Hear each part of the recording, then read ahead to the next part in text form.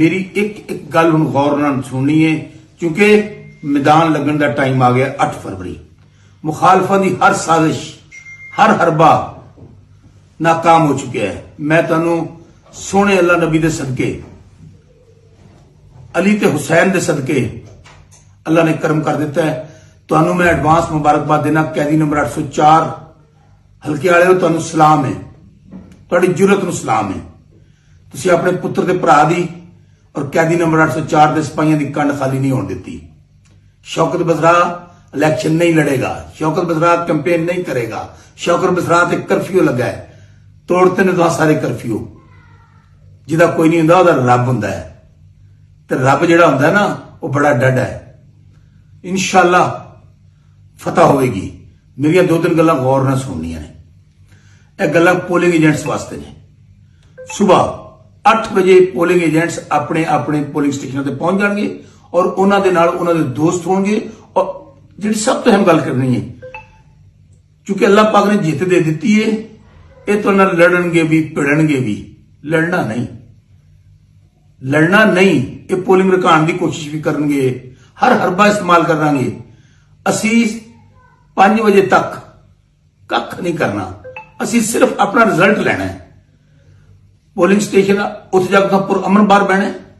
जो polling agents अंदर बैठे होंगे जाने सब तो पहला सुबह 8 बजे संदूकड़ी खड़काणगे जिस वोट पैने ने सारे दे सामने।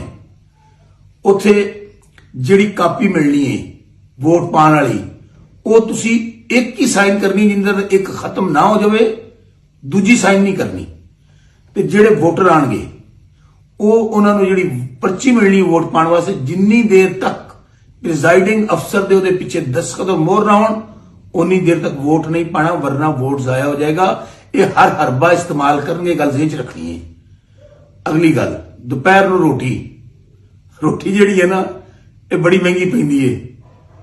ते पोलिंग एजेंट्स नूं मैं कहना है, भुख बहुती लगी भी होवे ते संदूकड़ियां अगे रख के रोटी खानी है। संदूकड़ियां भी दूर दूर नहीं होना, उन्हां दा पहरा देना है।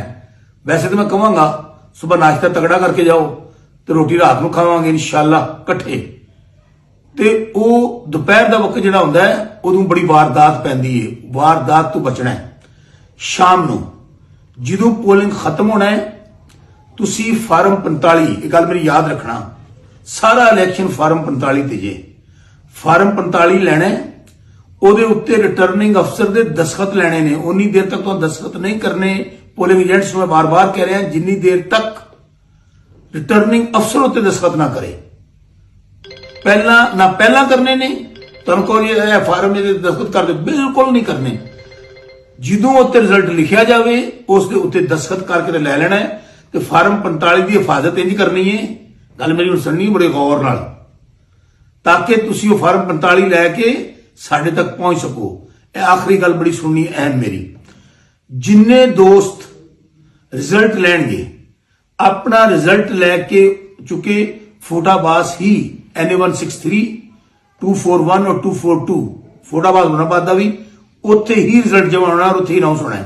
सब लोगों मैं रिक्वेस्ट करांगा, तुसां सब ने उधर रात आप सोना नहीं, रिजल्ट लैके सोना है।